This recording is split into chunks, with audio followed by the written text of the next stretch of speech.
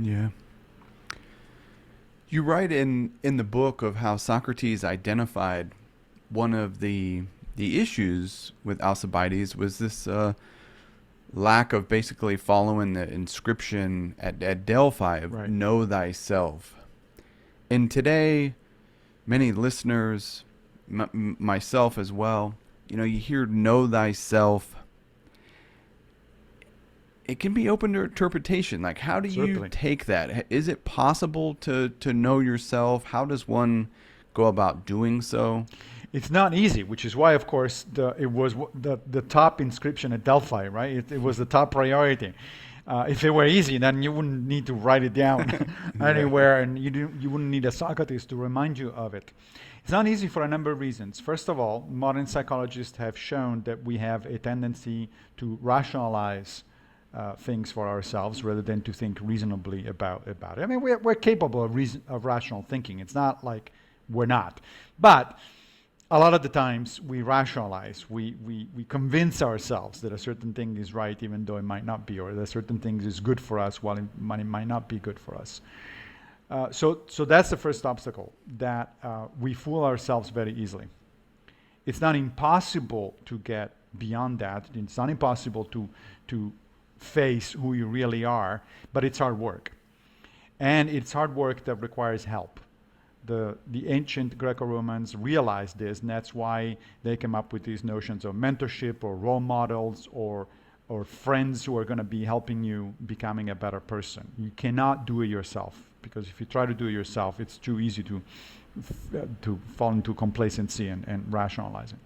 That's one reason it's difficult. The other reason that it's difficult to know thyself is because there is no essential self there to be discovered. Right? Sometimes we talk about it as if there was a kernel of Massimo, the real Massimo, that's right here in the back. And if I only could find out what that is, then I'm going to be happy and then I'm going to be fine. Right? It's like, no, there is no such a thing. The self, what we call the self, is not a stable, essential entity that defines who I am at all times. It's a dynamic process. It changes all the time. Right? I am in part responsible for who I am.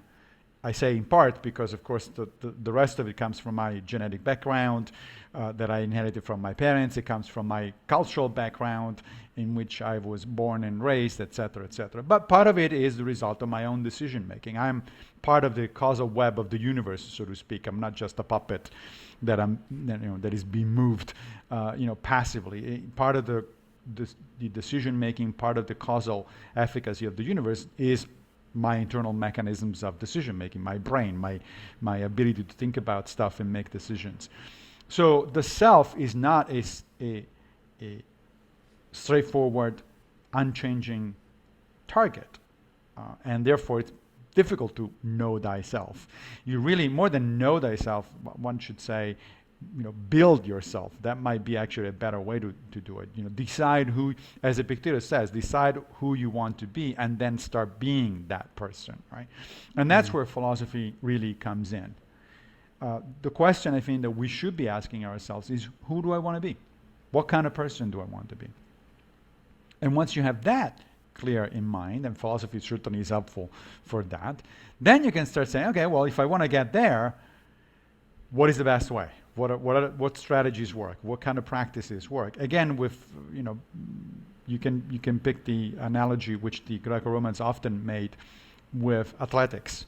Right? So I want to be a disc thrower or a long distance runner or something like that. Well, those are two different things, and I need to train differently for it. They require different kind of muscles, different kinds of exercise, and so on and so forth. So I cannot just decide to be an athlete. Period. That doesn't mean anything. It's just too generic, right? It's like, well, what kind of athlete? What do you want to do? And once you have made that decision, then you can start working. You can go to a mentor who specializes in that sort of stuff and say, okay, what do I do in order to be that kind of person?